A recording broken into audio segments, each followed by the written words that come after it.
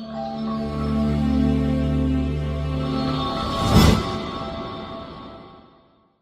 Everyone, welcome to exact IAS. Exact IAS के prelims specific series में आप सबका स्वागत है। So as you all know, हम डेली प्रीलिम्स से रिलेटेड टॉपिक्स को लेकर के आते हैं जिनका एक अलग ही इम्पोर्टेंस है हमारे प्रीलिम्स के लिए। So a humble request to you, इस सीरीज से एक भी वीडियो लेक्चर मिस मत करना। इस सीरीज के क्रक्स रेडी रखना। एट द लास्ट मोमेंट ये नोट्स आपके बहुत काम आने वाले हैं। आफ्टर प्रीलिम्स चीज़ों को रियलाइज करने से अच्छा है अभी समझ लो उसकी इम्पोर्टेंस, और डे बाय डे उसको रिवाइज करते रहो, उससे उस टॉपिक से रिलेटेड क्वेश्चन लगाते रहो। ठीक है, विदाउट गेटिंग डिले हम हमारा सेशन स्टार्ट करते हैं। Our first topic is Sagaing fault. अभी रिसेंटली म्यांमार में जो अर्थक्वेक आया था वो इस सेंगियांग फॉल्ट के अलोंग ही मूवमेंट होने के कारण आया था।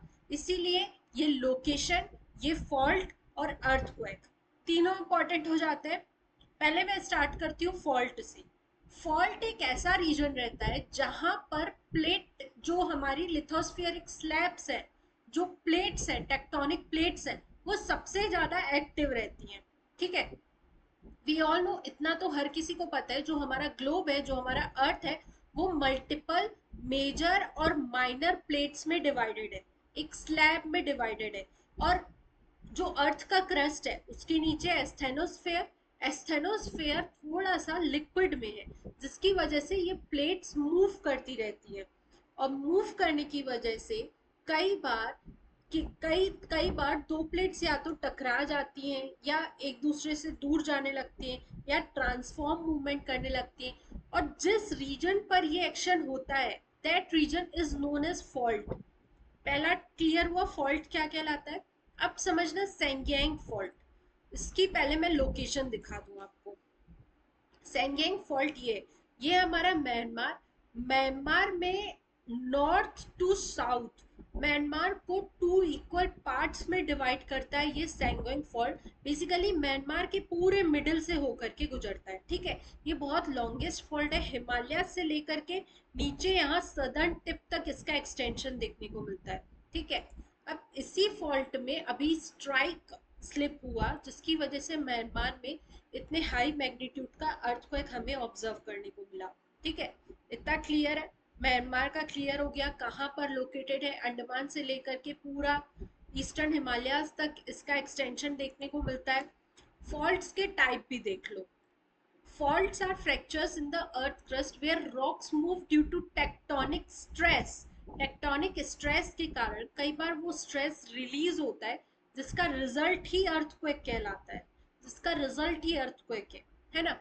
यहाँ पर इंपॉर्टेंट हो जाता है टाइप्स ऑफ फॉल्ट समझना। मेजरली चार टाइप्स के होते हैं: normal fault, reverse fault, strike slip fault and transform fault. देखो, नॉर्मल फॉल्ट मतलब कि जिसमें यूजुअली जो बाउंड्रीज, मतलब कि जो प्लेट्स हैं, वो डाइवर्जेंट हो रही है। अगर डाइवर्जेंट होगी तो जो वॉल्स हैं वो सीधा नीचे गिर जाएंगी। ठीक है, इसे बोला जाता है नॉर्मल फॉल्ट। फिर होता है रिवर्स फॉल्ट। रिवर्स फॉल्ट मतलब ऐसी टेक्टोनिक प्लेट्स जो एक दूसरे के पास आ रही है, जिसकी वजह से वॉल्स का ऊपर की ओर मूव होती है। वॉल्स जो है, जो हैंगिंग वॉल्स है, they moves upward. These are known as reverse fault. फिर स्ट्राइक स्लिप फॉल्ट, जो सेंगियांग फॉल्ट है वो स्ट्राइक स्लिप फॉल्ट का ही एग्जाम्पल है। इसमें जो बाउंड्रीज रहती है वो ट्रांसफॉर्म बाउंड्रीज रहती है, मतलब कि न डाइवर्जेंट न convergent, they move like this, एक दूसरे के पैरेलल उसमें मूव ऑन करती है। जब इन बाउंड्रीज में थोड़ा सा वर्टिकल मूवमेंट हो, उसे बोला जाता है स्ट्राइक फॉल्ट। अगर उनमें वर्टिकल नहीं हो रहा है, that means they are just transforming each other, that is known as transform fault. Clear हो गए चारों टाइप्स ऑफ फॉल्ट। ये फॉल्ट्स इंपॉर्टेंट है प्रीलिम्स पॉइंट ऑफ व्यू से, याद रखना। सेंगियांग फॉल्ट का लोकेशन याद रखना, क्योंकि म्यांमार वाला अर्थक्वेक छोटा मोटा अर्थक्वेक नहीं था, ये बहुत हाई मैग्नीट्यूड का अर्थक्वेक था, इसने बहुत डिस्ट्रक्शन किया। ठीक है, next one is biomass satellite mission. European space agency का एक मिशन है, that is basically called biomass. Earth में अर्थ में कार्बन साइकिल को स्टडी करने के लिए बायोमास सैटेलाइट लॉन्च किया जा रहा है यूरोपियन यूनियन के द्वारा। बेसिकली देखो, एक कॉन्सेप्ट समझना, जैसे हमने न्यूटन के लॉज पढ़े हैं, energy can neither be created not destroyed. Similarly हमारे अर्थ में जो कार्बन है ना, वो ना तो आप क्रिएट कर सकते हो, ना उसे डिस्ट्रॉय कर सकते हो। वो भी बस एक फॉर्म से निकल के दूसरे फॉर्म में डिपॉजिट होता है, वापस से वो पूरे साइकिल में घूमता रहता है अर्थ में। ठीक है, कई बार वो ओशियन बॉडीज में सिंक रहता है, कई बार वो हमारे फॉरेस्ट रिसोर्सेज में स्टोर्ड रहता है। जैसे ही हम फॉरेस्ट रिसोर्सेज को कट करते हैं, जलाते हैं, वापस से कार्बन कंटेंट हमारे एटमॉस्फेयर में आ जाता है, and that is the reason of global warming. So उस कार्बन साइकिल को मेजर करने के लिए यूरोपियन स्पेस एजेंसी ने बायोमास सैटेलाइट मिशन लॉन्च किया है। ठीक है, ये हमें हमारे वर्ल्ड के डेंस और रिमोट फॉरेस्ट की 3D इमेजेस प्रोवाइड करेगा कि आखिर कहाँ पे लॉस हो रहा है, कार्बन साइकिल कहाँ पे डिस्टर्ब हो रही है, कैसे मैनेज किया जा सकता है रिसोर्सेज को। देखो, एक चीज समझना, किसी भी चीज को अगर सुधारना है ना आपको, तो you have to measure that. जो भी चीजें आप मेजर कर सकते हो सिर्फ वही सुधारी जा सकती है। सपोज करो मैं मेरा टाइम वेस्ट कर रही हूँ, अगर मुझे मेरा टाइम मैनेज करना है तो मुझे पहले ये समझना पड़ेगा, ये मेजर करना पड़ेगा कि मैं कितना टाइम कहाँ वेस्ट कर रही हूँ। सिमिलरली अगर हमारे अर्थ में ग्लोबल वार्मिंग हो रही है, क्लाइमेट चेंज हो रहा है, तो पहले मुझे मेजर करते आना चाहिए कि फॉरेस्ट में कितना कार्बन स्टोर्ड है और उसको जलाने के बाद कितना एटमॉस्फेयर में रिलीज हो रहा है। उसी चीज की 3D इमेजेस के लिए बायोमास सैटेलाइट मिशन लॉन्च किया गया। ये सन सिंक्रोनस ऑर्बिट में लॉन्च किया जाएगा। बेसिकली 666 किलोमीटर की हाइट पर। सन सिंक्रोनस मतलब कि it will act as a static satellite object with regard to sun. हमेशा सन के रिस्पेक्ट में ही ये मूव करता रहेगा। ठीक है, डेली उस लोकेशन की उसी टाइम पर की इमेजेस भेजी जाएंगी इस सैटेलाइट के द्वारा। ठीक है, इज इट क्लियर? चलो, नेक्स्ट वन इज बोध गया टेम्पल। 2024 से कंटिन्यूअसली बुद्धिस्ट मॉन्क लोग प्रोटेस्ट कर रहे हैं टू रिपील द बोध गया टेम्पल एक्ट 1949। ठीक है, बोध गया टेम्पल एक्ट 1949 में लाया गया, जिसमें टेम्पल को ओवरसी करने के लिए, एडमिनिस्टर करने के लिए एक 8 मेंबर कमेटी बनाई गई।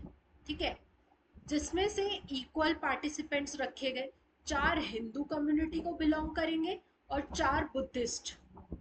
होता क्या था कि इस कमेटी का जो भी डिस्ट्रिक्ट मजिस्ट्रेट है वो एक्स ऑफिशियल चेयरपर्सन रहता था, एंड कोइंसिडेंटली हर बार उस डिस्ट्रिक्ट का जो डिस्ट्रिक्ट मजिस्ट्रेट रहते थे वो हिंदू ही रहते थे।